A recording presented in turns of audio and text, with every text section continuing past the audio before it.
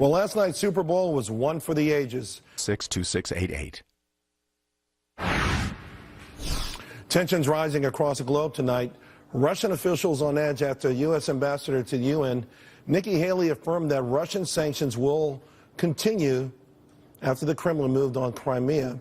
And to Asia, where Beijing took notice of Defense Secretary James Mattis' visit to Japan, where he promised to protect disputed islands. Beijing answered by sailing 3 Chinese warships past him. Joining me now to discuss, Frank Gaffney and Boyd Matheson. Boyd, you know, we talk saber rattling a lot, and it's at least we're pushing back. Certainly the bad actors of the world had a free reign over everything with a feckless administration, and now there's a new sheriff in town, but it really feels like they're going to push President Trump. It's going to take more than sanctions probably to get their respect. That's right. And this is much more than flexing their muscles or striking a pose just for fun. This is trying to reposition the balance of power in the world. And so it is going to take a real pushback. I think Nikki Haley's done a good job in terms of framing the debate properly, in terms of not recognizing what Russia has done in Crimea, although Vladimir Putin seems to think that they are part of Russia now, which may be his version of alternate reality or alternate facts. And so the U.S. does need to be able to stand up. Obviously, we need to work with Russia in terms of things like ISIS and jihadist terrorists, but we've also got to make sure that we're striking that balance. We cannot cower in the corner like we've done for the last 8 years. It's time for America, as you said in your last segment, to stand up, to be on our front foot, to not be playing not to lose. We've got to play to win. You know, Frank, during the confirmation hearing process, I've been impressed with every single person that President Trump has elected to be on his military/national security, national defense team. These are all successful people who seem to all agree. And forgetting about the public rhetoric for a moment, I believe they're going to really get the job done. But how tough is that job going to be?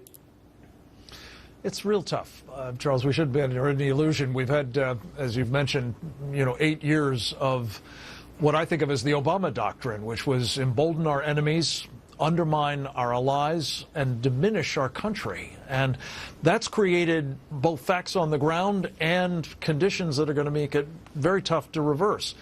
We've got emboldened Russian and Chinese militaries. They've been building up particularly nuclear forces. The Chinese have taken territory in the East and South China Sea. The Russians, of course, as you've mentioned, in Ukraine.